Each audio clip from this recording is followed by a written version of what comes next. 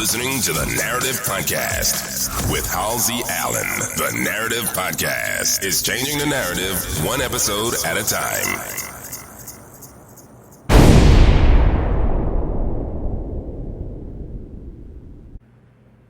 Good evening, everybody. How's everybody doing this fine Friday evening? Great. I hope. A lot going on in the world today.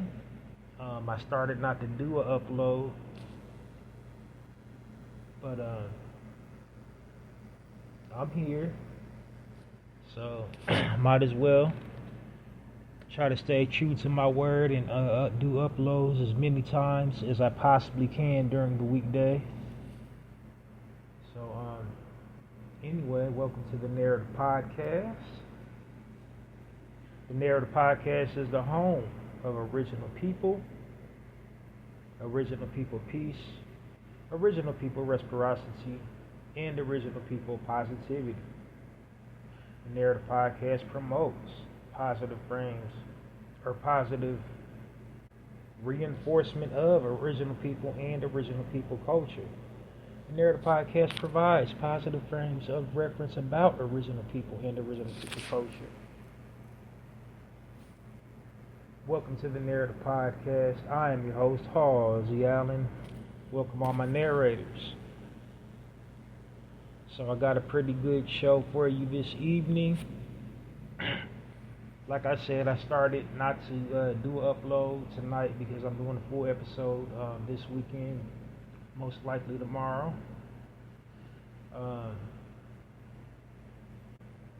But anyway, welcome to the Narrative Podcast.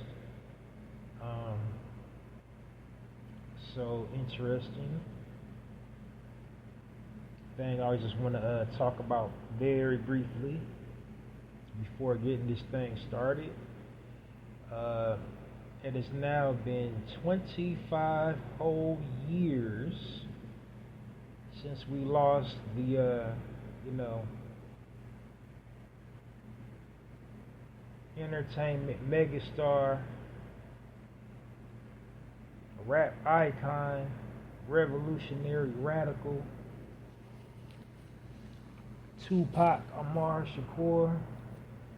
25 years ago today.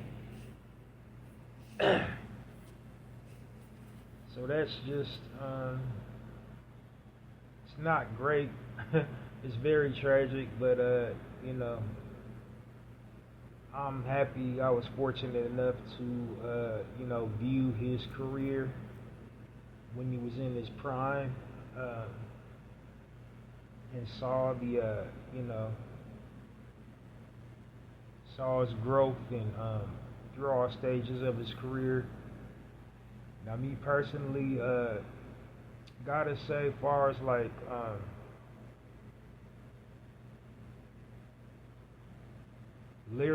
lyrically speaking, was he one of my favorite MCs? Not really. If we just talking about lyrics.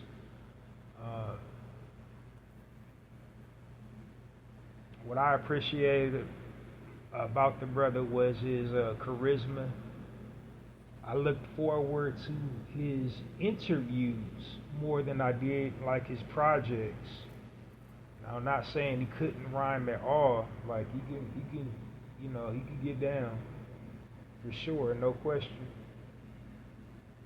For sure, he can get down. Like I would put him over, like, I don't do the top fives, but I will put him over a few air quotes GOATs, legends that usually make everybody else's top five.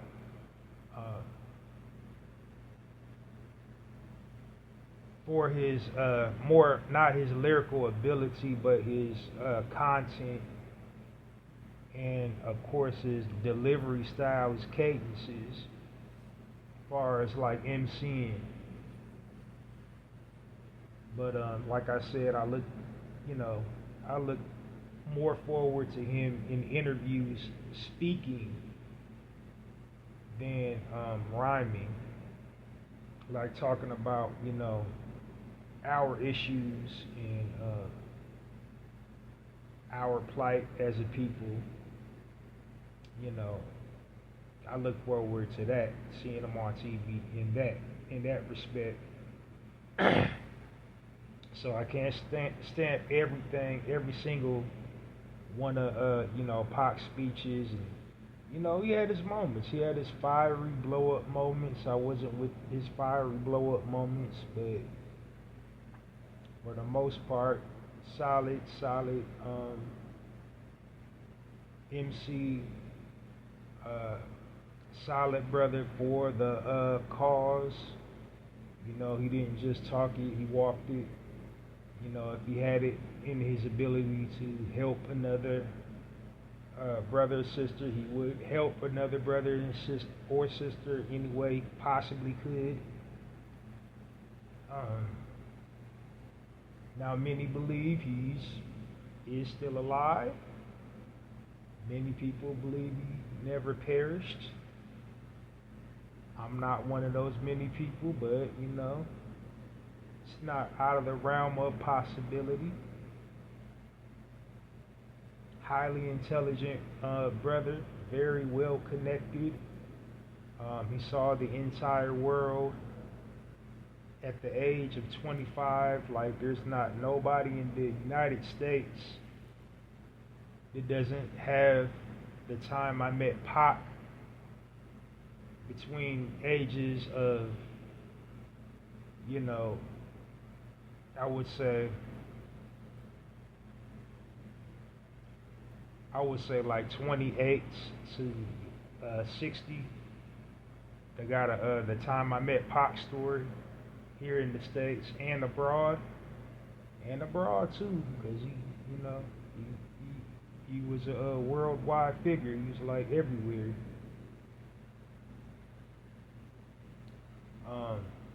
He definitely brought a whole lot of nuances to rap, and popularized a whole lot of things, made it fashionable to be an intellectual, to read books.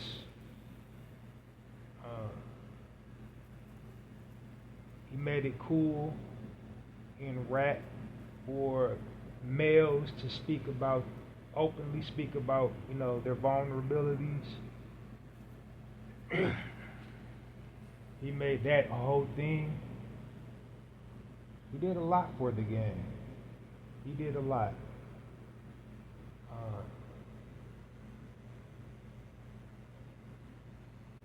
I think if there was some way he was still alive, if he's still alive, if he was still alive, pardon me, kind of fumbling with my words. I ain't on that conspiracy theory-ish. But like, if he was still alive, I think he would probably have the #1 podcasting show, because all the years he's been in Hollywood, how articulate of a speaker he is, he can relate to, many demographics and ask the questions people want to hear. I can't see somebody not want to get interviewed by Tupac if he was still alive. Like, he can get people to give up the real.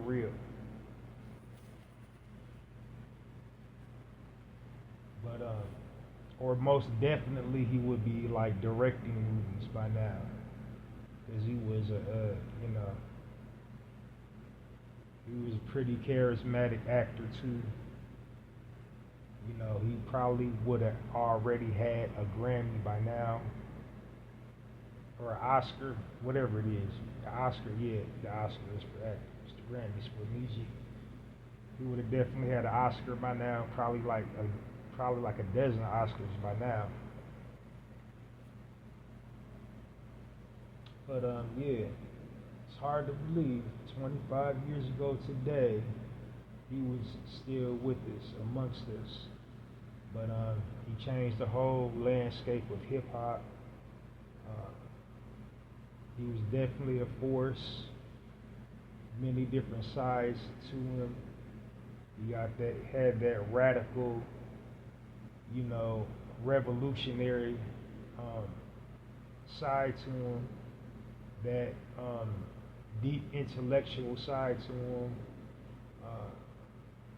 that artistic, poetic side to him, and that gangster, grimy gutter hood side. So like the dude was, I don't really believe in the zodiac sign, but he was a Gemini. He displayed, classic characteristics of a Gemini.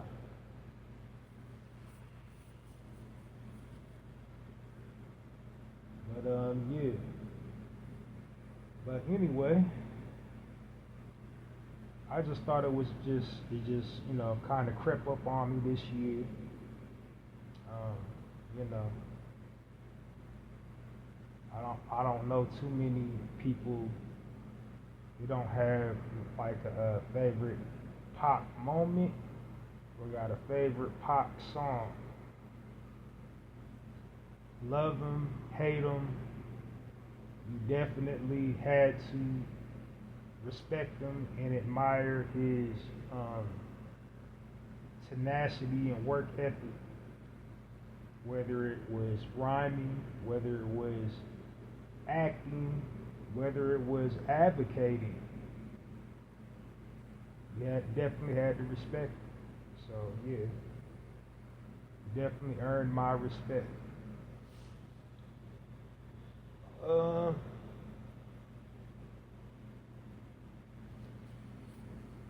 So how I usually kick things off on the Narrator podcast, I plug and promote all my projects.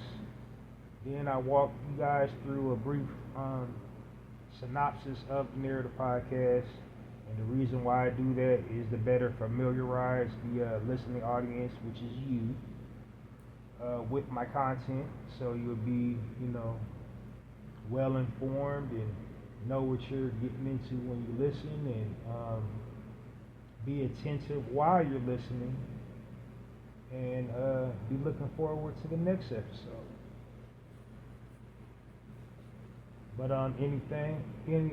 however it go, like we're gonna kick things off right now. Starting at the top, first thing I would like to promote is, of course, the podcast itself.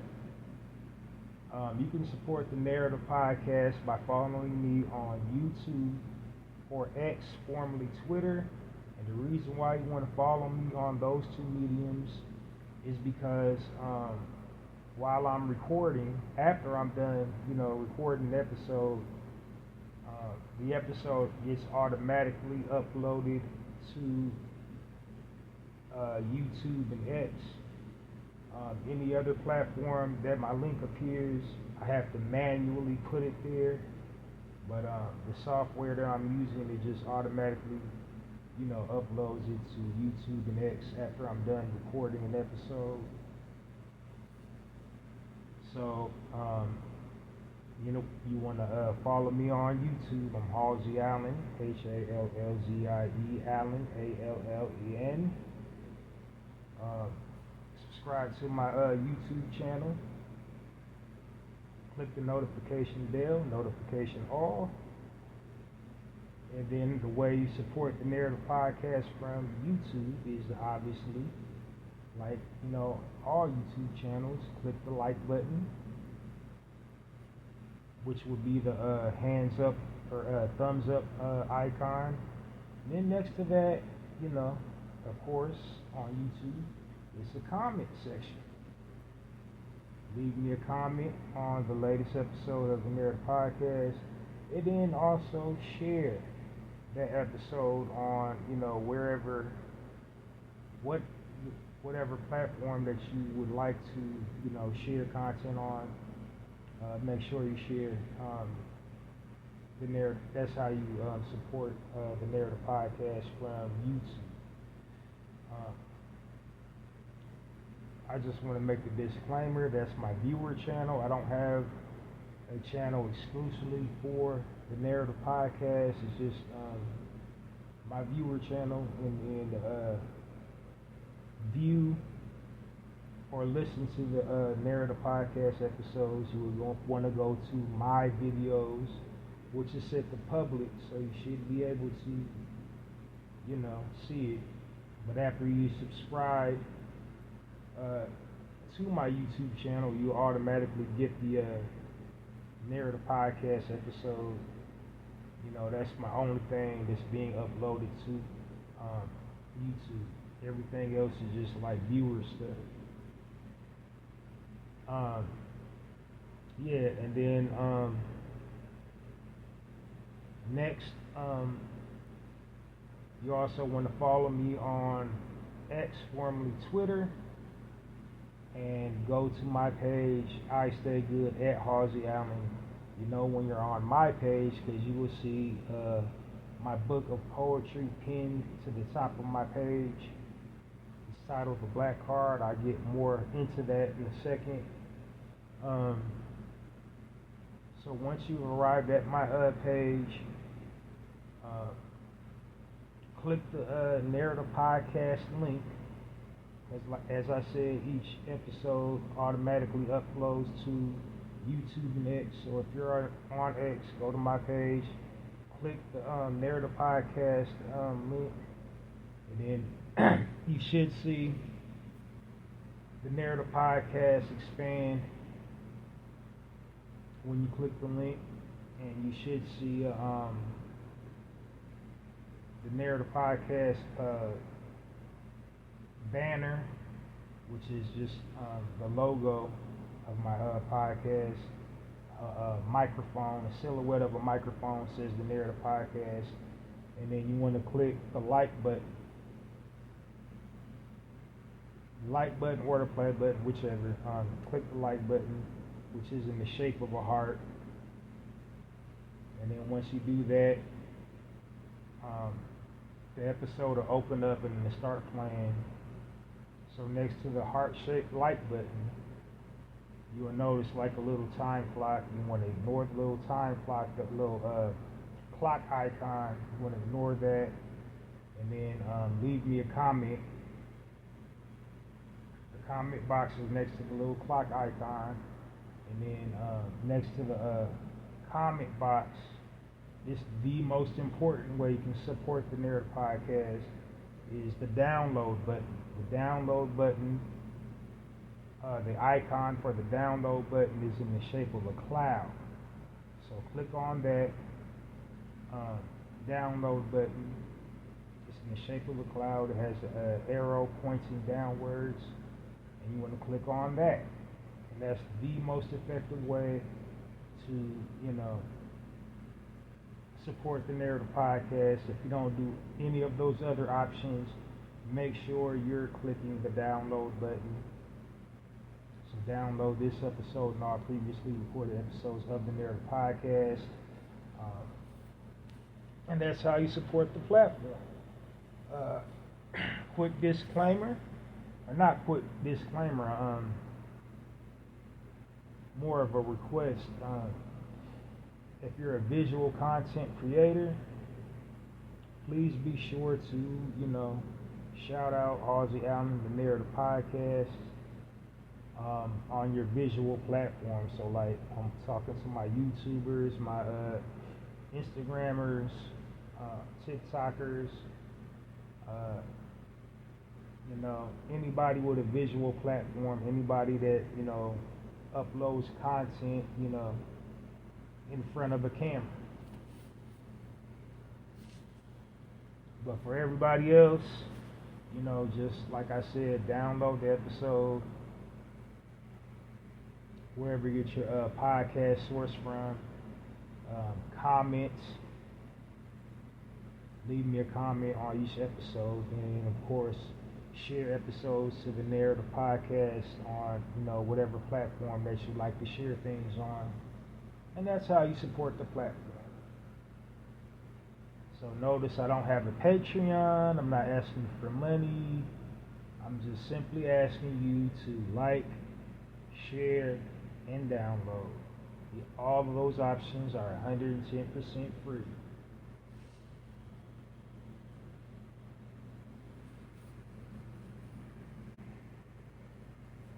And the next thing I would like to promote is my personal book, my book of poetry that I've written. And the name of my book of poetry that I've written is titled The Black Card. And The Black Card is available currently only on one medium, and that's poetizer.com. Poetizer.com has a virtual online bookstore. So what you want to do to purchase my book, The Black Card, is go to poetizer.com's virtual online bookstore, type in my title, The Black Card, written by me. The author of it is me, Halzie Allen, Hallzie, Allen, Allen, and my title should pop up. The book is moderately priced. It's under $30. So, go check that out. What the Black Card is about is basically a retrospective look of our people,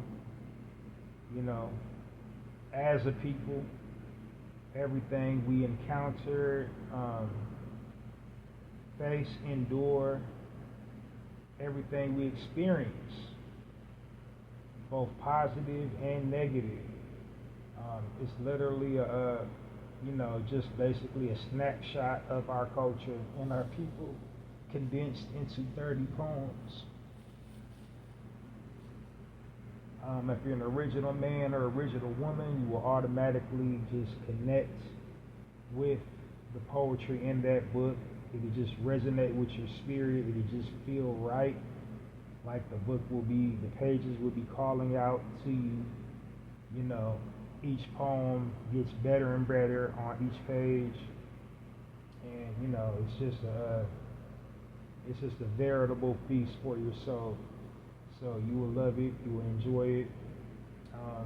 People outside of our culture, you don't have to feel left out. You definitely can enjoy how the poetry is crafted, how I put it together. You definitely can learn something from it if you consider yourself cultured, open-minded, and have a progressive attitude and like learning about different cultures. You definitely can enjoy that book. If you're an educator, you can have your students read it. If you're a family person, your children, you can teach your children about a different culture using that book as a reference tool. But for whatever reason, just go to poetizer.com and purchase my book, The Black Card. If you're unfamiliar with poetizer.com, poetizer.com is just basically an online social media platform for writers. It appeals to all genres of writing, essay writing, short stories, novel writing, and of course poetry. That's who the site mainly caters to. They mainly cater to poets, and it's implied in the name, poetizer, poet, get it? But basically it's just a social media platform where writers can interact with one another socially. They can critique each other's work. And then also, of course, poetizer.com has a self-publishing feature for those that are interested in writing a book. And that's precisely what I did. So go to poetizer.com and purchase my book of poetry. Visit their virtual online bookstore. Look for my title, The Black Card, written by me, Halzie Allen. Purchase The Black Card today, or get your Black Card revoked. And the very last thing I would like to promote before diving into the synopsis of the Narrator podcast is my personal poetry blog on blogger.com. It's titled Hallzies Poetry Corner, and basically it's just a collection of my personal poems that I write. Um, the poetry featured on that blog site are unique because they're spontaneously written in the moment, meaning like I don't contemplate about the subject matter. I don't give a second thought to what I'm going to title each piece. It's just basically, kinetic energy. It's just like, I don't know how to describe it or how to explain it. Like the poetry just happens. I don't force it. Just like, I just literally just be in that mode when I'm posting each one. But you'll love it. Another good thing about my poetry on that blog site, the poems are very versatile. They appeal to pretty much all demographics. Anybody going through experiencing or going through anything in life, there's a poem on that blog site that you can connect with, that you can feel something. Like I said, I have a wide variety of poems, a wide variety of subject matter. So pretty much, I literally got a poem for any occasion in life. As a matter of fact, my tagline for my poetry corner is Hallzies Poetry Corner, poetry with a passion, poetry for all occasions. And each and every one of those poems lives up to that tagline. They're that versatile, that diverse, that relatable. So go check them out on blogger.com, and the address is www.mrhallziesblogs.com. And the way you can support Hallzies Poetry Corner, share the link to Hallzies Poetry Corner, which is once again www.mrhallziesblogs.com, or a poem featured on Hallzies Poetry Corner across all platforms. And then also don't forget to like the poems. The blog site has a like button. It's in the shape of a heart. Click that, the like button. Also comment on the poems featured on Hallzies Poetry Corner. And then of course share all the poems on Hallzies Poetry Corner. And that's how you support Hallzies Poetry Corner on blogger.com. And the link one more time is www.mrhallziesblogs.com. So when you click on the link, don't get spooked. It's going to say, this is not a secure connection or whatever, but it's totally safe. I don't know why that message displays, but it's a Google product, so like pretty much nothing bad is gonna happen to your stuff. So click on that, visit the site, like, share, comment, and that's how you support Hallzies Poetry Corner. And then once again, for my visual content creators, if you have a visual platform, please shout out Hallzies Poetry Corner blog. And if you've read one of my poems, shout out a poem that you like on Hallzies Poetry Corner blog. So that's all the projects that I have to promote. I keep you well informed about all, the latest developments of all my new projects. But those are pretty much my mainstays, already completed, and I'm always going to promote those. Everything else is just kind of in the finishing stages. I'm not quite done with everything else. I got some stuff that I'm working on, but I'll share them when they're completed. Um, so now I'm gonna walk you guys through the synopsis of the Narrator podcast, just everything you should know about my podcast to, listen attentively and absorb the content better, and just basically just have full context of what I'm doing here on this platform. So let's start off at the top. Tippy, the name, the Narrator podcast. I named my podcast the Narrator podcast because I don't like the false narrative that the media weaves about original people and original people culture. So what I want to do to counter the way the media inaccurately depicts our images and our likenesses across all media platforms is to design a platform where I'm highlighting and showcasing us at our best, and using positive frames of reference, and promoting positive reinforcement of our people and our culture with the mission statement of changing the narrative of the way our people are presented to the world through the eyes of the media. Hence the title, The Narrative Podcast.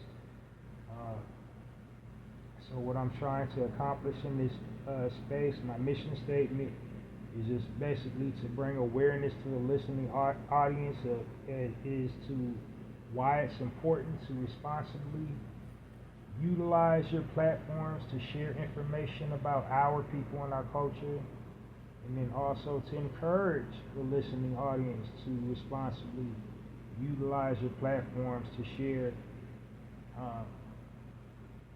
positive frames of reference about our people and our culture. So that's essentially what the Narrative Podcast is all about, sharing positive frames of reference about our people and our culture, and upliftment, edifying our people and our culture, incentivizing positive reinforcement, and just basically creating a feel-good, positive, safe space for original people. And I think that's a perfect segue to my tagline, the Narrator Podcast, changing the narrative one episode at a time by destroying negative stereotypes about original people and original people culture. How do I destroy the negative stereotypes about our people and our culture? By providing positive frames of reference about our people and our culture. Hence the title of the Narrative Podcast. Next thing you should be aware about the Narrative Podcast is I refer to my target listening audience as my narrators, and the reason why I refer to my listening audience as my narrators is just basically this is me saying,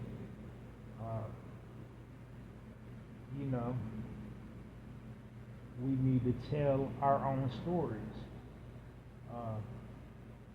Essentially, we're living in the digital information age. Everybody has some type of, digital platform. We communicate with each other. We interact with one another. We socialize. We network. Whatever you're using your platform for, you're online doing something online. And when you're online, you're essentially, sharing a piece of yourself, some vital information, something that you want the world to know about you. You're sharing it with the world. So you're basically telling your own story on your digital space. All digital platforms have a bio section. So essentially, when you're doing your bio section, you're letting the world know about yourself. You're telling your innermost thoughts, your turn-ons, your turn-offs, your hobbies, your interests. Just whatever you want the world to know about yourself, or if a business, your product. And then generally what you do is upload visual content that is reflective of what you entered into your bio section. And the visual content is the best possible visual representation of whatever you entered into your bio section. Whatever you want the world to know about you, you upload visual content to accentuate or highlight what you've written in your bio section. So said all that to say, you're telling or narrating your own story. And you're giving the best possible examples of your story with the best visual representations that you can provide to the world about, yourself, about your story. So whatever you said in the bio section, you're going to upload visual content that reflects, the information that you entered into your bio section, and it's the best possible visual representation of whatever you entered in your bio section. And I said all that to say, as a people, that's what we need to be doing as a people. We need to be showing the world the best possible visual representations of ourselves, because the media is showing the most skewed, warped, foul, negative visual representations of us as a people. So that's what I mean when I call my target audience my narrators. I'm just saying to tell or narrate your own story. And it's important to tell or narrate your own story, because if history hasn't taught us anything, it's taught us this. If you don't tell or narrate your own story will be told for you. And the story that's being told for our people is the story of, degeneracy, of laziness, of violence, of lewdness, just unpleasantness. That's how they visually represent our people. They visually represent us as being the worst of the worst, the bottom of the barrel, the most unintelligent, the least likely to succeed. It's the story that they're using with their visual images of our people, and they're beaming it into people's homes 24 hours a day, 7 days a week, in movies, in television, on the news, in advertisements.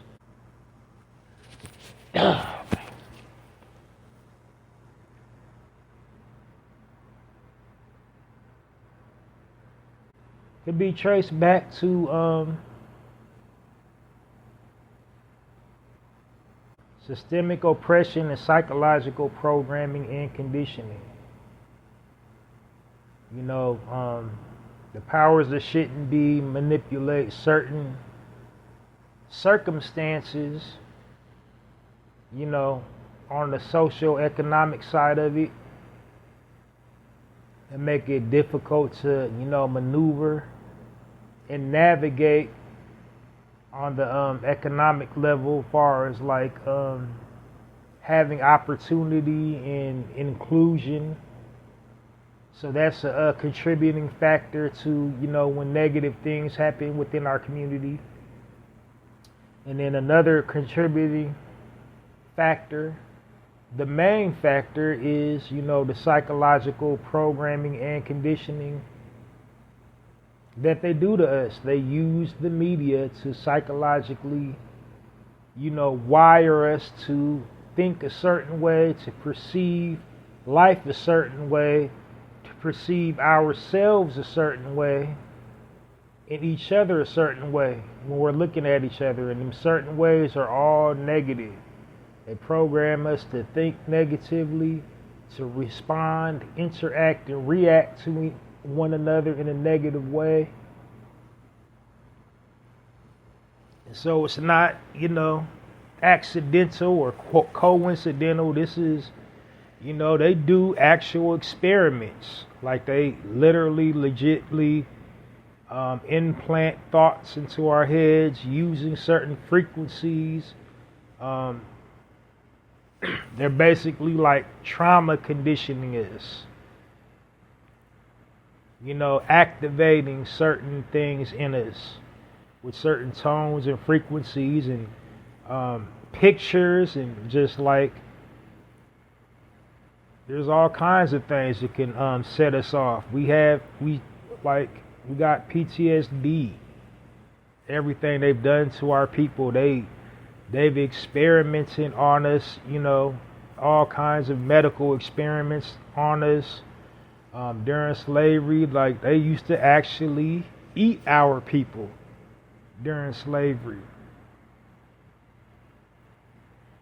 So much has been done to us. Like, when we was well-to-do for ourselves, they would come into our neighborhoods, burn it down, burn our businesses, burn our homes.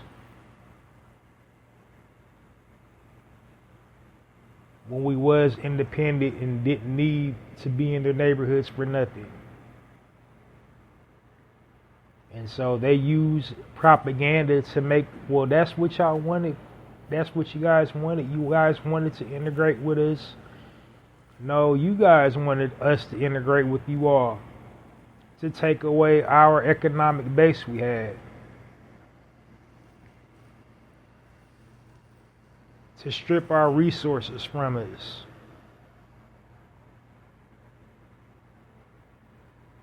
And now these Fortune 500 companies own all this land that used to be ours.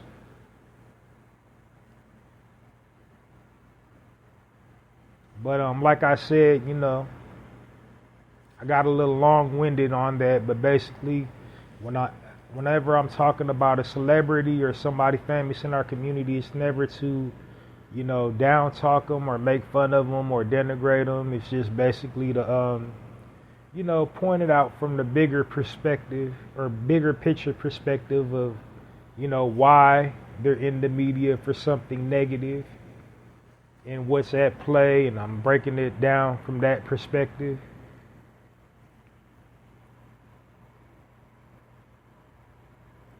And the reason why I need to, because, the media will have us looking and sounding crazy. That's their job. That's what they, want. That's the way they want to portray us to the rest of the world.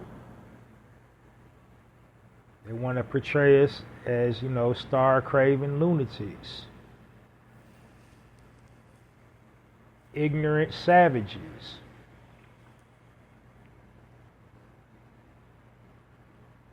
Unrefined, unintelligent,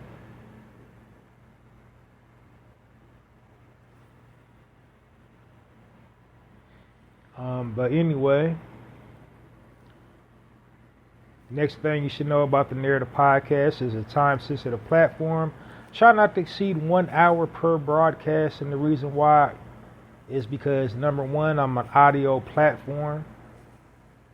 So I can easily overtalk, like, if you don't have a structurized format, you can tend to prattle off and go down rabbit holes and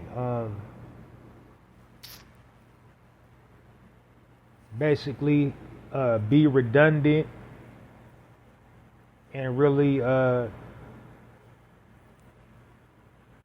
uninspired. And so the last thing I want to do as a podcaster is to bore the listening audience. And the longer you talk, that's what's surely going to happen. Because we got all kinds of means to divide our focus and our attention. We got our devices, we got, tablets, computers, phones, just stuff around your house, your living environment, whether you're in a house or an apartment or wherever you're at, just all kinds of stuff to distract you. So, I want to keep my listening audience attentive. I want to make my, information digestible and applicable and relatable, and also, be informative and of course, podcasting is a form of entertainment. I do want to make it slightly entertaining. So, that's why I try to just keep it short, brief, and to the point. And then last but not least, I call my people to tune into my podcast. Instead of referring to our people as black, I refer to our people as original people. And the reason why I refer to our people as original people instead of black is because, it's historically accurate, and then also to unify us as a people. So what do I mean by historically accurate? I mean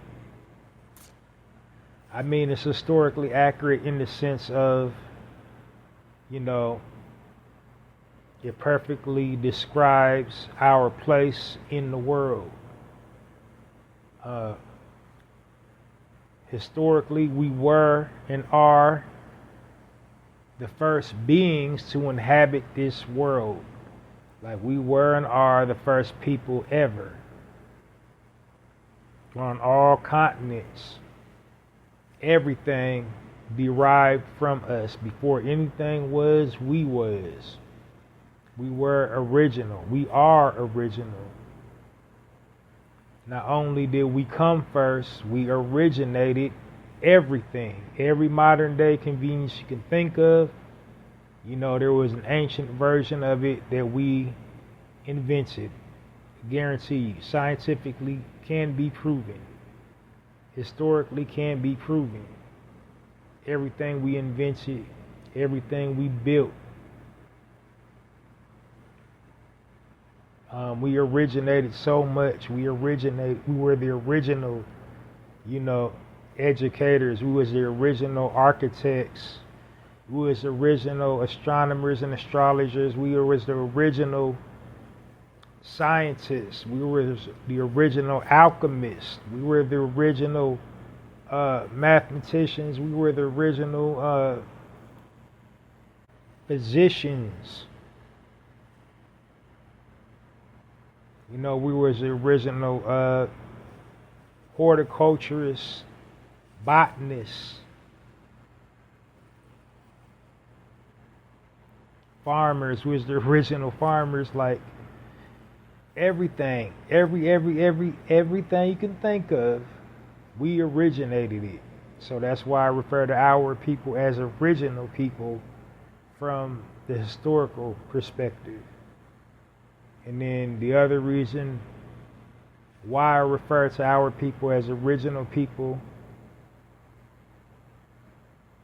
is really to unify us as a people, because we are so diverse.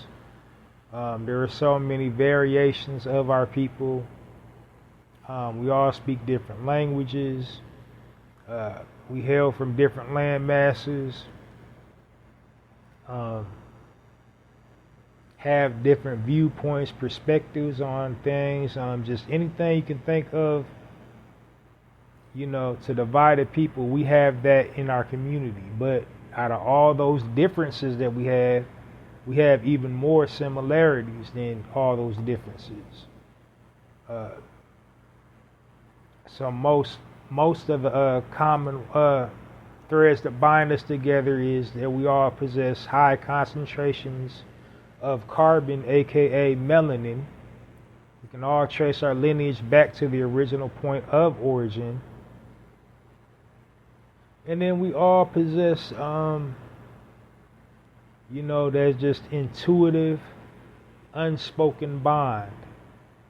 Like I might not speak your language, might not speak your regional dialect, but believe me, we all have the same plight. We all look at the world through the same eyes. We're all in tune with nature. We're all connected in that sense. We all fight against the same oppressor all over the world. It's the same. Anywhere our people around, it's the exact same. We're going through the exact same thing. Brother in the UK is going through the exact same thing as the brother and sister in Canada.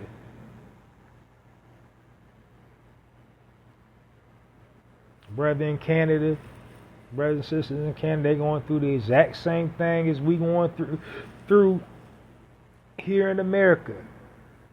Vice versa, all over the world, we're going through the exact same thing.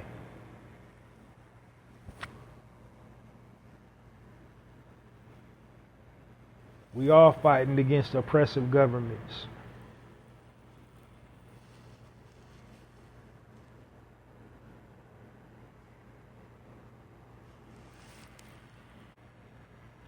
Now, one more thing I want to, just shed the light on before I just dive right on into the content.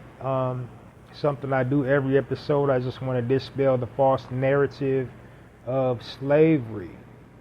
It seems to be the powers that shouldn't be has appointed slavery to be the most definitive time of our existence. They want to attach our images and our likenesses to slavery. So there are so many things wrong with that, because the first thing is, when they're doing that, it's a form of psychological programming and conditioning us. They're trying to trigger and stir, old memories. They're also trying to stoke fears when they're doing that. And they're also trying to program us to be docile and accept, corporal punishment, and accept being governed and ruled over in an unjust way. They're basically trying to desensitize us to oppressive systems of government when they keep on, just perpetuating the slave narrative. Because there are so many things wrong with it. First and foremost, as I said, we were the first people in the entire world. We didn't get to anywhere where we're currently at. The majority of us didn't get where we're currently residing on a slave boat, especially here in the Americas. It's like less than 60% of us came over on slave boats. So while slavery did happen, and they did in fact have slave boats, the majority of our people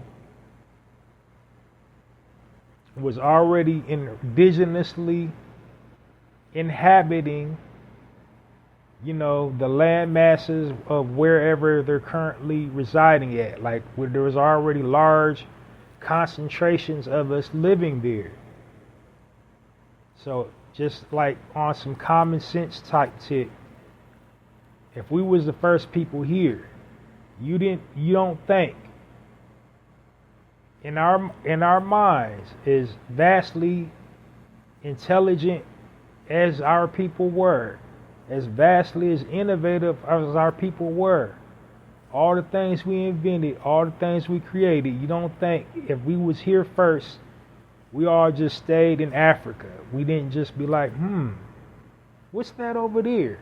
Let's go over here, y'all. Let's go over here, y'all. We just all stayed in one spot. Nah, we was already here in what's called the Americas. We was already like in parts of Europe, in the UK, in the Mediterranean, in Canada, in Australia, all on the continent of Asia,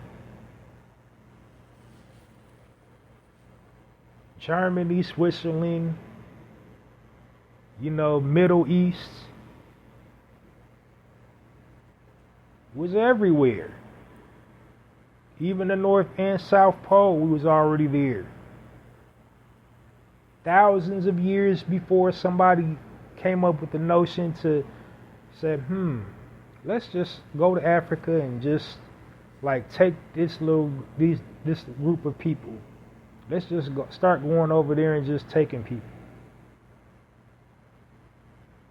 What stands more to, logical reasoning, the air quotes explorers most likely enslaved the indigenous peoples that inhabited the lands that they were exploring at the time, rather than keep on going back to one specific point, enslaving one specific group of people. Don't that make more sense? They're in Spain, they're going to go all the way from Spain to Africa when they already got dark-skinned people in Spain.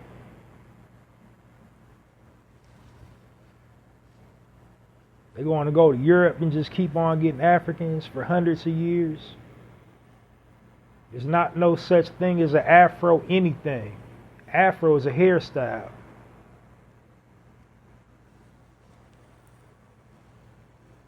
So there ain't no such thing as an Afro-Cuban or Afro-Latino or an Afro-Asian or an Afro-whatever. Those was the dark-skinned people already indigenously located in wherever, the explorers came and colonized that land.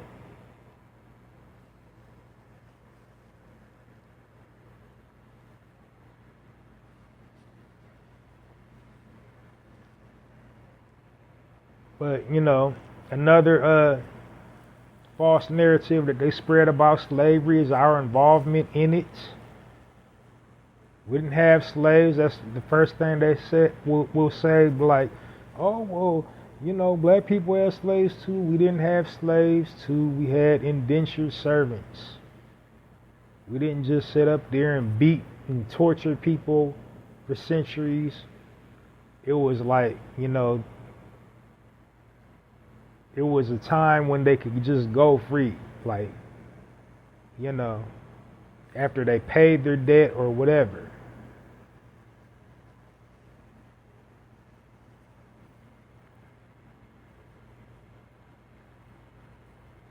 I can literally keep on going on and just dispelling like everything that don't make sense about it, but the main thing I want to just touch on is just like we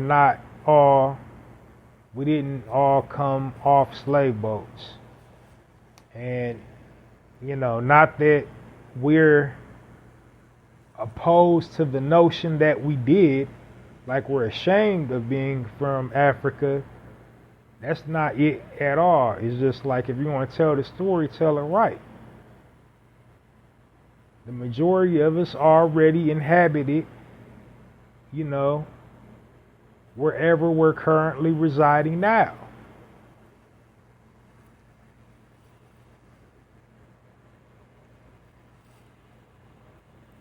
That's all that I want to point out about that. So, now diving into the content on this weekday edition of the Narrative Podcast.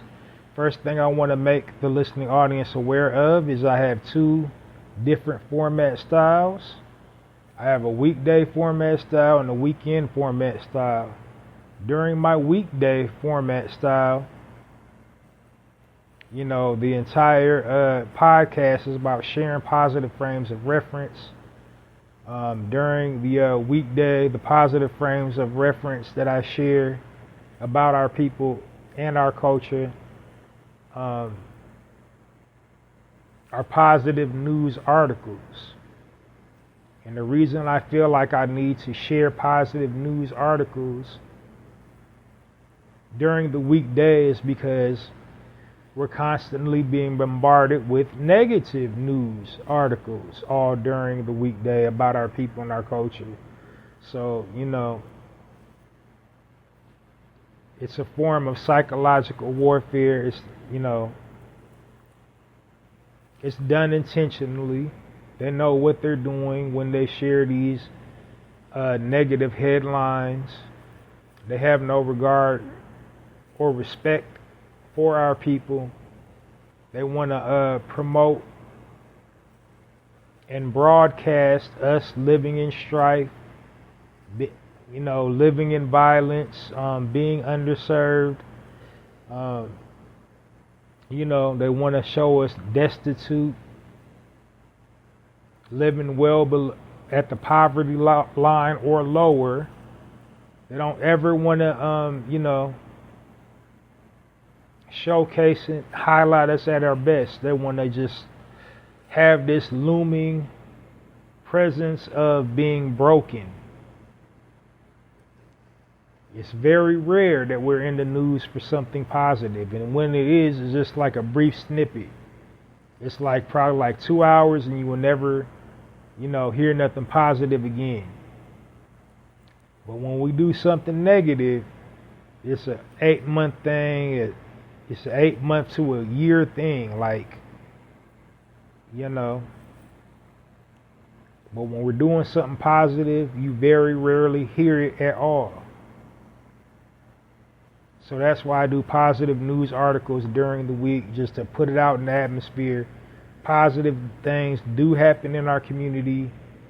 We do have leaders. We do have, you know, entrepreneurs. We do have intellectuals. We do have humanitarians and other dignitaries within our community.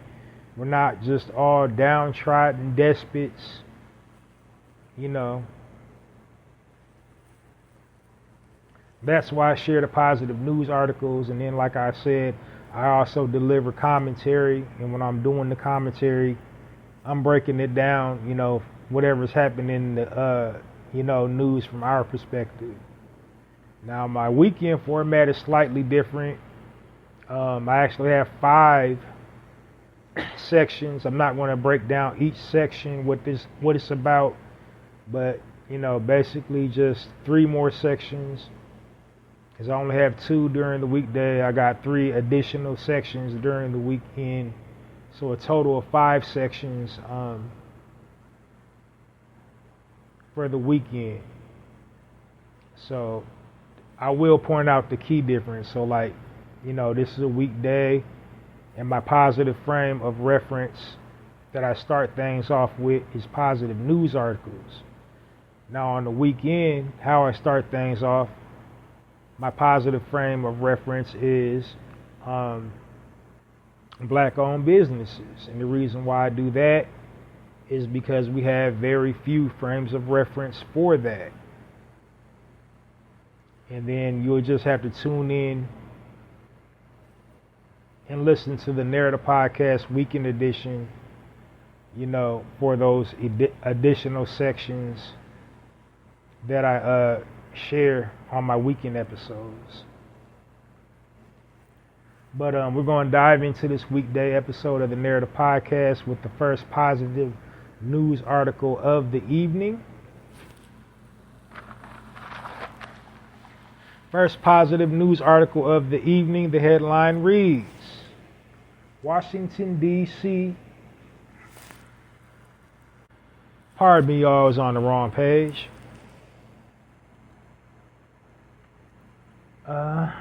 Founder of black-owned social media platform on track to soon have 100,000 users. And the brother's name is Ernest L. Manning. And the name of his social media platform is called We Kinfolk. We, K-I-N, folk, F-O-L-K, all lower space. We is capital. The W in we is capital. The K in kin is capital.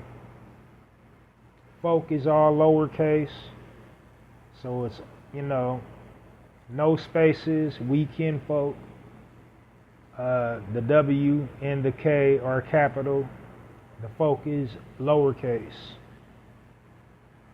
So wekinfolk.com. It's also available on, for Android users, Google Play Store, iPhone users, the Apple Store.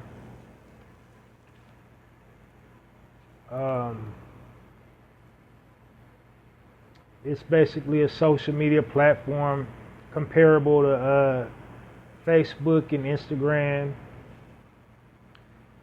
It's a close-knit community. He founded it in 2020. His mission statement is basically to make it a social media niche dedicated to providing a safe and supportive space for users to express their love for their culture. So I'm guessing like whatever guidelines and restrictions that will get you,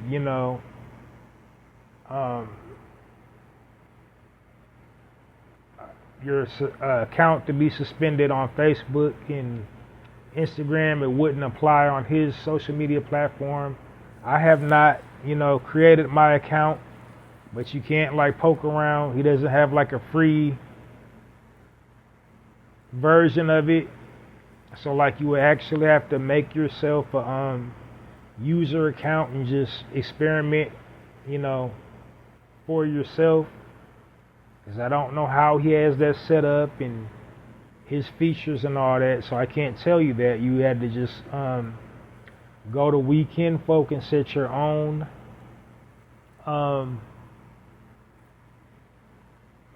platform up and, see what it got going. Now, I'm a little, gun shy with our social media platforms. We mean well, but, they never really work. Now, I was on Fanbase, and then the melanated, I forgot what it was. It was something melanated world or melanated universe, something like that. And it just glitched and I couldn't get on. It was just days I couldn't get on and log on. I will upload content and pictures. The content and pictures be gone the next day and get locked out of the account. So I just gave up on that. I think I, deleted my account on that. But a whole lot of them, they mean well, but they be super glitchy as heck. So, I might do a follow-up. I might, create my own We Kinfolk account and give you guys an update and see, how well worked did I socially interact with people on the site. I don't know. But it sounds good. It sounds like a good idea. We're going to see. I'll give you guys an update. And experiment with the platform. But for right now, if you want to see what's up with it yourself, go to We Kinfolk and create your own profile on there and, play and experiment with that platform. But if you would like to know more about it, you can contact Mr. Manning directly at Ernest@wekinfolk.com or call him directly at 702-738-3593. And that's Ernest L. Manning with the We Kinfolk social media platform. Let's give it up for our brother Ernest L. Manning and We Kinfolk.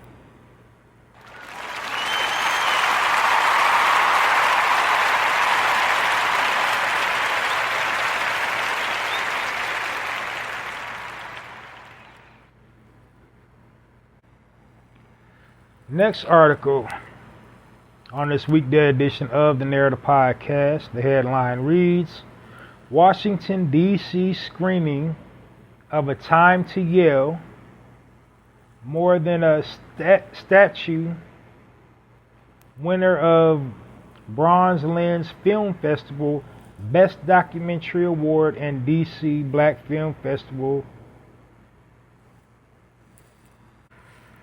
Audience Choice Award. And the name of the production studio bringing the Audience Choice Award ceremony to life is Dansville LLC and Untouchable Creative Inc. They are presenting 2 special screenings of the film in select location in Washington, D.C. So the first screening is already it's already passed. It was on the 11th. It was hosted by the Washington National Cathedral College of Faith and Culture in partnership with the National Coalition on Black Civic Participation, or NCBCP, and the DC Black History Film Festival, and was held at the Washington National Cathedral located at 3101 Wisconsin Ave, Northwest Washington, D.C. on 9/11/24, and it was between the hours of 1 p.m. to 3 p.m. Now, you do have time to catch the second screening. The second screening is set for September 14th, which is tomorrow, which is Saturday. Yeah. So tomorrow, Saturday, whatever. The second screening will be hosted by U.S. Congresswoman Jen McClain of Virginia and Nikema Williams of Georgia at the Lincoln Theater located at 1215 U Street, Northwest Washington, D.C. on September 14th between the hours of 12 p.m. to 3 p.m. Both events will feature a panel discussion with distinguished panelists. Moderators will include Melanie Campbell, Executive Director of the NCBCP, Dr. Wes Bellamy, Reverend Cameron Leonard Hanlon Sr., and Daryl Davis. So that's it, and that's all. It had already started on the 11th, so you got time. If you're in the DC area on Saturday, go check that film out. It's an indie film. You know, the budget, the production, everything black owned from the top to the bottom. So go support that. All right, so a bit breakdown of the movie. It doesn't have a synopsis per se, but the IMDb has a summary of it.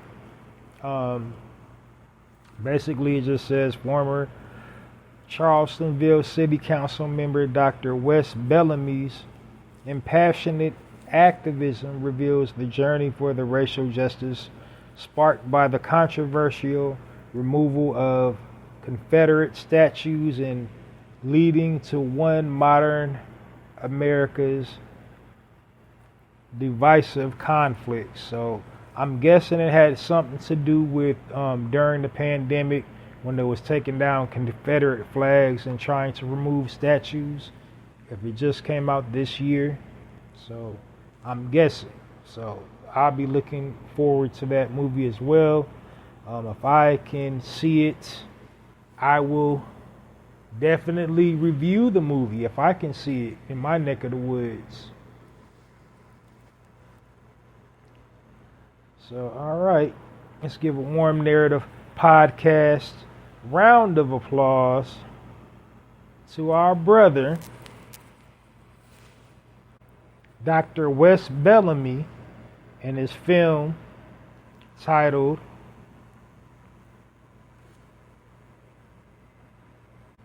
A Time to Yell More Than Just a Statue.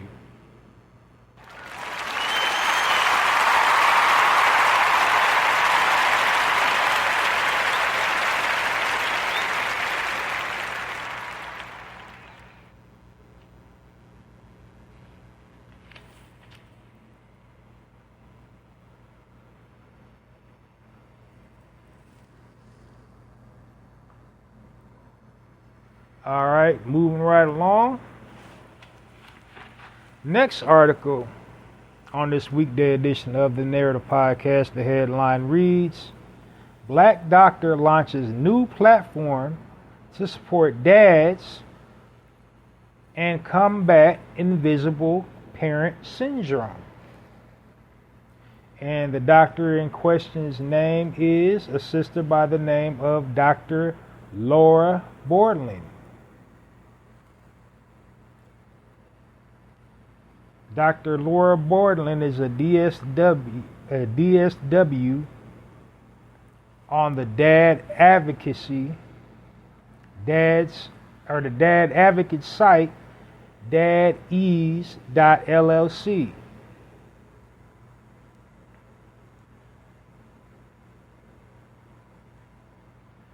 The mission statement is to provide fathers opportunities and solutions to remove obstacles that prevent them from fully participating in the lives of their children so they can balance parenting and in the lives of their children so that balance in parenting can be achieved. Dad Ease launches initiatives aimed at raising awareness about the invisible parent syndrome, providing workshops, keynotes, facilitating discussions, forums that highlight the importance of equal parenting partnerships. If you want to know more, visit dadease.net. And a little bit more about the good doctor. She's a doctor of social work. She's also hosted television show or host of her own podcast series, Gladverse. She's also been on countless television shows, and she's a published author and writer as well. She's been on top popular TV and radio shows, podcasts, and YouTube. So check out her book titles on Amazon. She wrote a book titled Overcoming Bereavement, Glum to Glad, Overcoming Blues, Glum to Glad 40-Day Mind, Overcoming Breakups, Glum to Glad, Gladversity, an anthology of inspirational stories on overcoming life's challenges. And they're all over on Amazon, so go cop any one of those titles. But you can follow her on Twitter, Laura Borland at Borland Laura. She's also been featured on Billion success.com in the article. You can go look at her LinkedIn profile. She's on LinkedIn. Just go support her work. And let's give a warm narrative podcast round of applause for Dr. Laura Borland, dad advocate.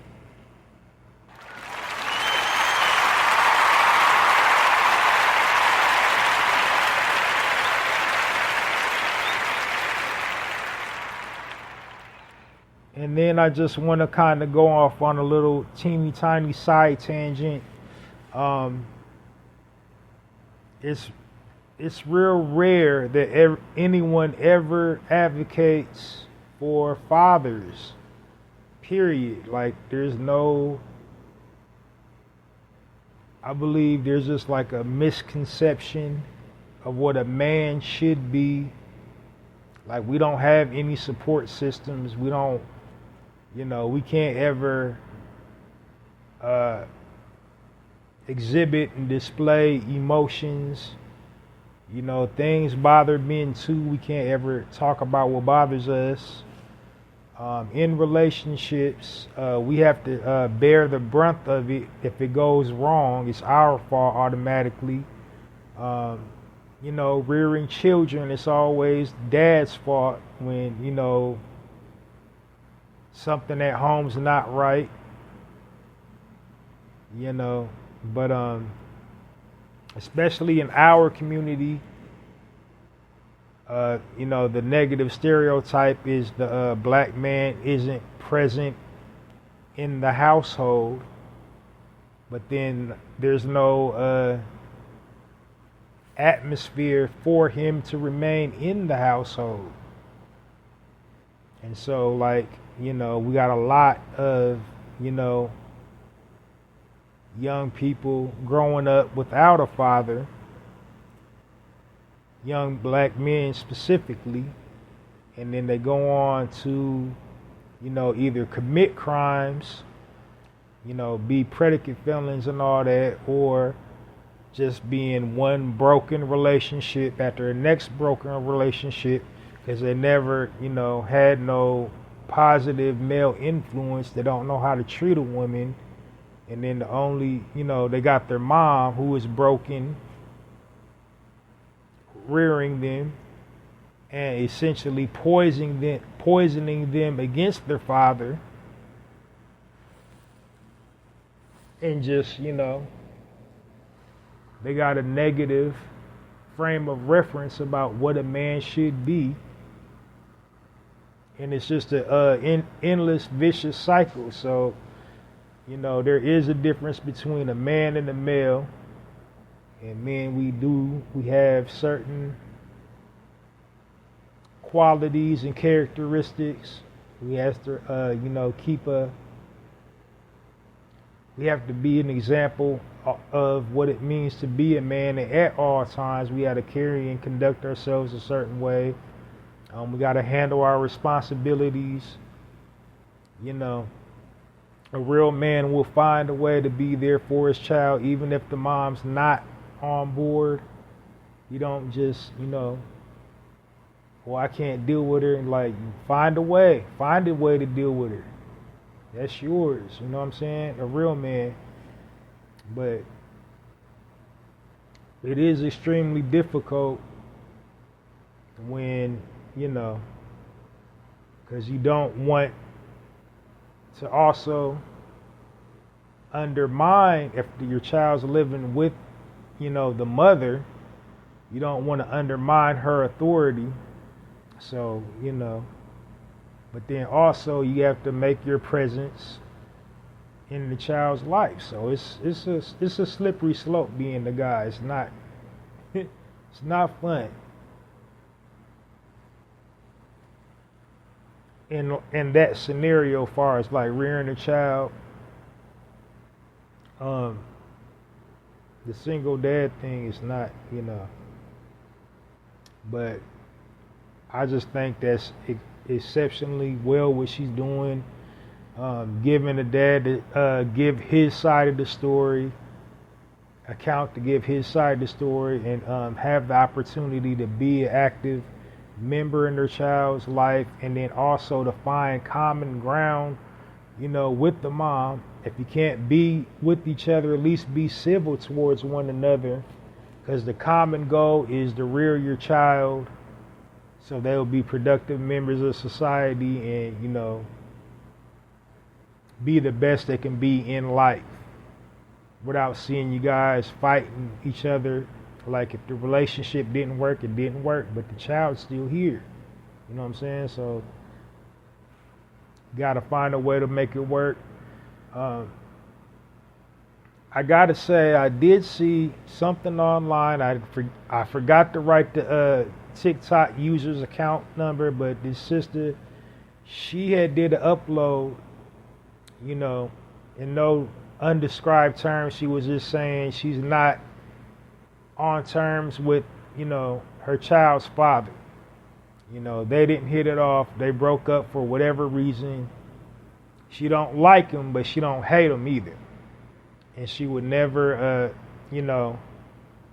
speak negatively about him in front of their child. But basically, the guy had hit rock bottom, So she made it her priority to, get him a job. She was helping him fill out. They're not in a relationship no more. She was helping him fill out job applications, and then essentially help him start his own business, even though, they wasn't together no more. And she said she felt obligated to do that because, she wants her son to have a positive frame of reference for, what it means to be a man. She said, even though, I'm not with him no more, that's still my child's father, and we're still kind of in this together. I don't like, the relationship, fizzled out. He's not one of my favorite people, but, that's still the father of my child. I got to make sure he's good so we can co-parent effectively. And then vice versa, because, a real man, he still has to provide, even though he's not with the woman anymore. He got to make sure she's financially straight. Got to make sure she has a vehicle. Got to make sure the utilities are paid.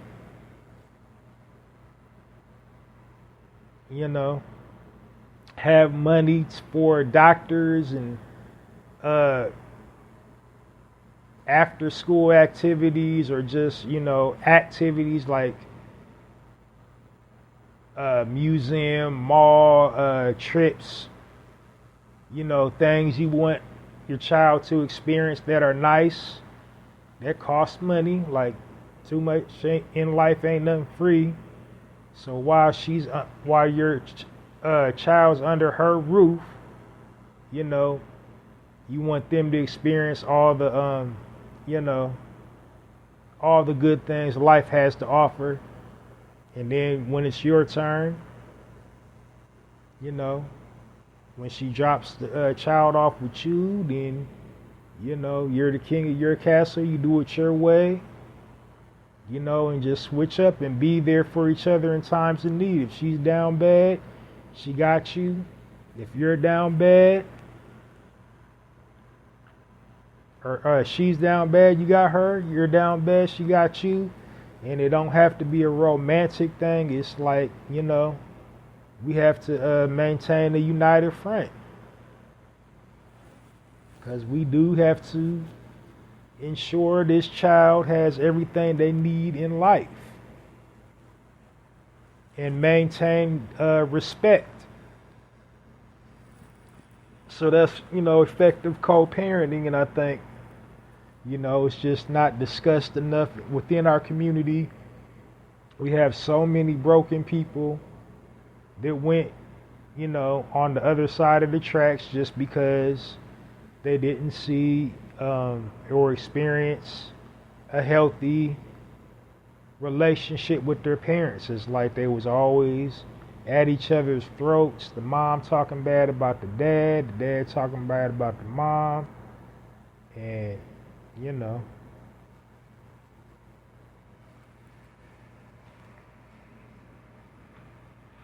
But anyway, I just think it's high time that dads get their shine. That's all I was really trying to point out, because like men, we don't have programs. Like men, we just got to figure it out. There's like hardly any type of assistance for a guy if a guy's down bad. If a guy's down bad, he better figure it out some type of way. If a guy's down bad, women, they got all kinds of support systems. They got counseling. They got, programs and incentives to, get a job or start their own business. All kinds of little social media, gurus and stuff to teach them, get free resources. Clothes for the job interview. Guys, we don't got nothing. Like, if you're a man and you're down bad, you just got to figure it out. We don't get no supportive, positive self-talk, nothing. We get called a bum. And that's our motivation, to not be, to stay down bad so people won't call us a bum. Like, we don't get no sympathy. But anyway, let's give this sister a Warm Narrative podcast round of applause for her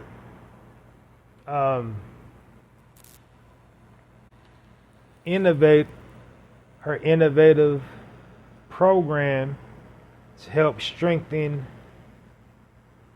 the bonds of the original man and the original woman in creating a healthy family structure.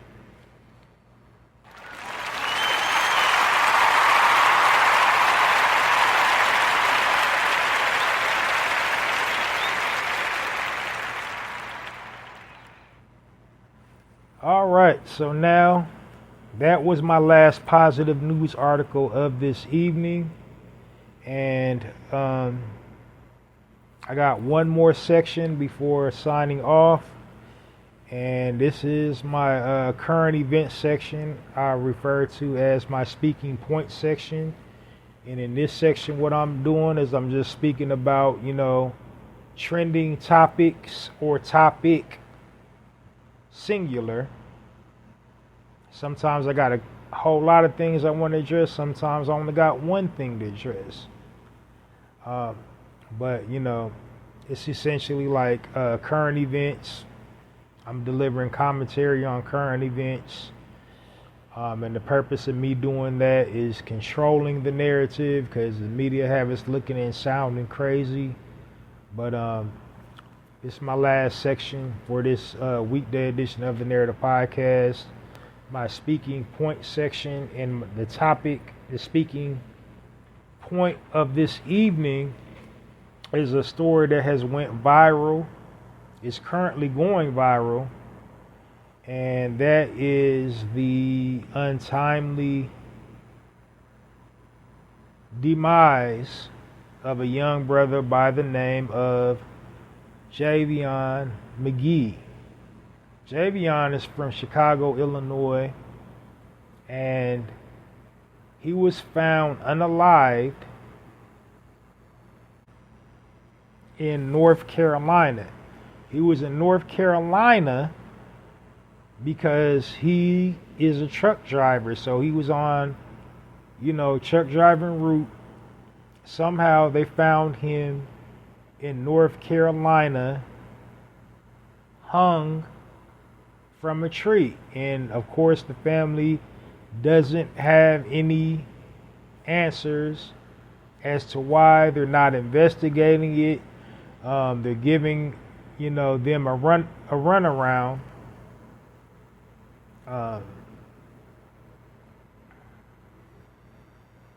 assisted by a TikToker. His cousin is the one that is in charge of this story going viral, because before she, did her TikTok, they was basically trying to sweep the whole, illicit affair under the rug. We got so much going on in the world. It sure enough would have got swept up under the rug, because, people have already stopped talking about Roger Fortson and Sonia Massey. And as well as another brother. It wasn't by law enforcement, but he did get unalived on camera. I believe his name was Devontae Jackson. So we've stopped talking about those brothers and sisters who have, met their untimely demise. So let's not make that mistake. There's currently, his cousin has launched a hashtag revolution, justice for Javion. And her username on TikTok is Scotty Primpin. So go to Scotty Primpin's profile on TikTok. Share that video. Share.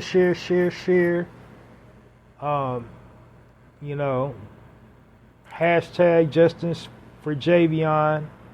And we gotta band together and rally together and make a big deal when we hear stories like that in our community. I know there's so much going on in the world, like we just lost we're going to lose people. Like we just lost James Earl Jones, Frankie Beverly. Like every other week is something new, but when we have, deaths like that in our community, we have to be vocal about it. We have to utilize our platforms to, expose and saturate social media until justice is delivered with them. Because anytime, it pertains to our people, it's always, we get the cliche, the hands of justice move slowly. But anytime one of our people is in the wrong and commit a crime, that same slow moving, that same blind, slow moving bitch, justice, will move quick in the mug when we are the perpetrators of a crime. But when something happens to us, it'll take, usually 8 months to a year before an investigation even happens.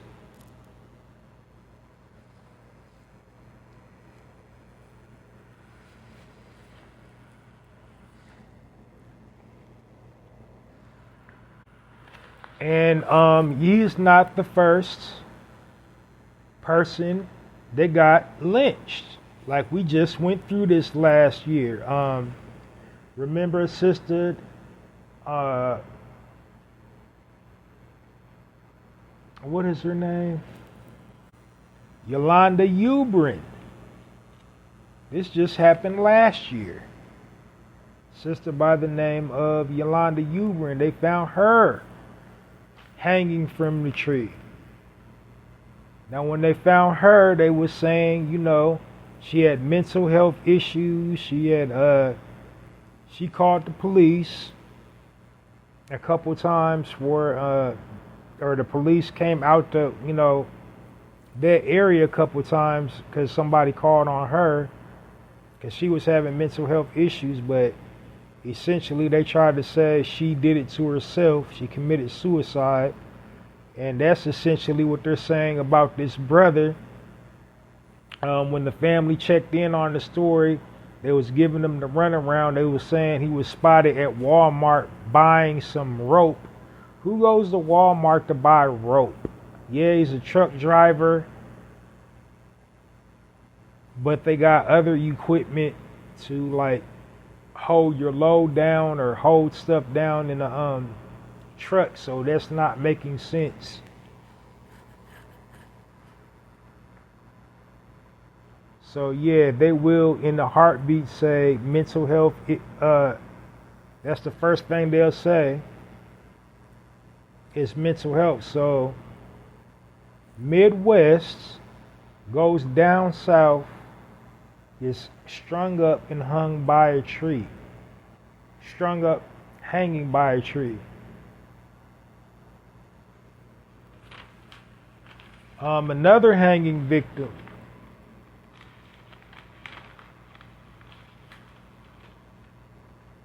A brother by the name of Trevante Jamal Sherbert Helton.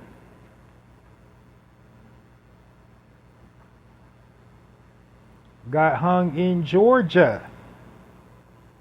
So is it me, or does it seem like every time election season comes around, we get those types of deaths? It's like they're making a statement. We're going to hang some N-words by a tree. Like them times, like you think we done progressed. We haven't progressed racially in this country. Why people is supporting Kamala sitting up there allowing her to say there's no racism in this country. Or allowing her to say, yeah, she's saying there's no racism in this country. Explain this then. And there's many more. There's like 3 other brothers and sisters that have been hung, lynched in the last decade. In the last 5 years, there's been over a dozen brothers and sisters that have been down south hanging from a tree. And we're living in the 2000s. We're not in the 60s, 70s, 80s no more. We're in the 2000s now. So they still do that down south. Why you think they don't? They do it in certain places in the Midwest too. Certain neighborhoods on the East Coast.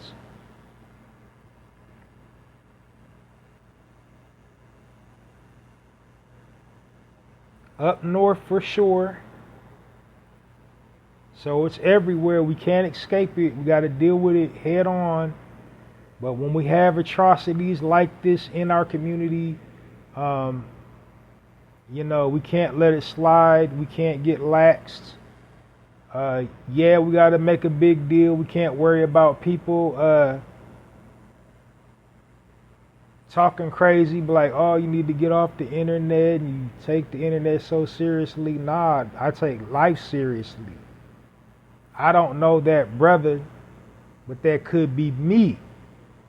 I don't know that brother, but that could be my little brother, my little cousin, my little nephew. You know what I mean? That's how the mind state we have to always keep when we hear stories like that. We have to see ourselves in it, because we've been brainwashed and conditioned to believe in this little me and my mind state. As long as me and mine are good, I ain't worried about nobody else. That's a dangerous, toxic mentality to have. Because if it's happening to your next door neighbor, you better believe it can be happening to you. If there's a family living across the street from you and they ain't got no food or light, or they living just barely above the poverty line, that could happen to you. We think just because we come up and get a little money, we can buy our way out of this systemic oppression stuff. We can buy our way out of this racism. Like, they don't care about your money. They don't care about your status. They don't care about your celebrity status. They don't care about your clicks. They don't care about your views. When they look at you, you is a N-word, hard R, and they're going to go out of your way to show and prove to you that's who you are, and that's what they think about you. And if they catch you lacking, they're going to do you like they just did this brother. While we sitting up here, treating each other like the ops, we still got these types of ops. They ain't went nowhere. They just wait for opportune times to strike. And then if it ain't people like them, it's these people, these white white delusionists. I don't call them supremists, because there ain't nothing supreme about them. They're delusional. These white delusionists doing these mass shootings and then unaliving themselves. If they believe they're so superior, why are you going to off yourself after you take out 10 or 12 black people? Nah, you big and bad, unalive them, and then go to the joint to prove how supreme you are. There ain't nothing going to happen to you while you incarcerated. But you going to take the coward way out and unalive yourself?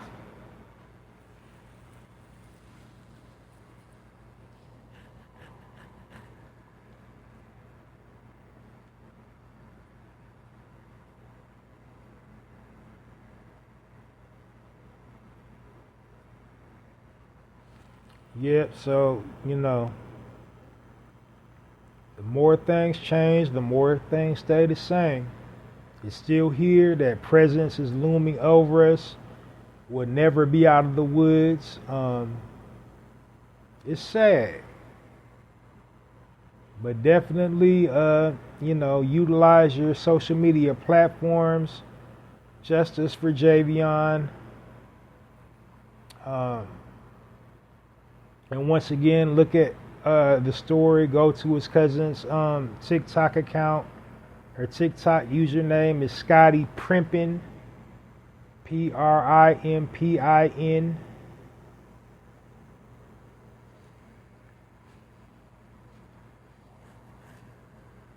And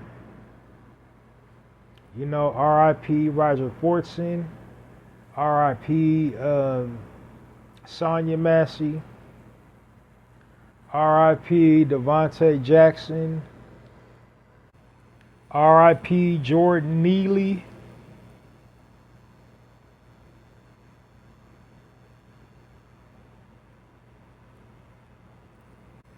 R.I.P. Robert Fuller, and the list goes on. I'm going to just do it like this. R.I.P. the unsolved hanging victims in our community. We got to stay vigilant on this, y'all. We can't let this go. We got to see it too, investigation and a conviction happens. But this episode of the Narrator Podcast is a wrap. Check me out tomorrow in a few hours for my weekend episode of the Narrator Podcast. That's it and that's all. Working together, moving in unity, forgiving one another, loving each other. We will overcome and we will change the narrative. I'm changing the narrative one episode at a time. I'm asking you to help me change the narrative as a narrator. While I'm changing the narrative on my end, one episode at a time as a narrator, you can help me change the narrative one social media post at a time. Until next time, Halsey Allen, the Narrator Podcast, signing off. And it's like that.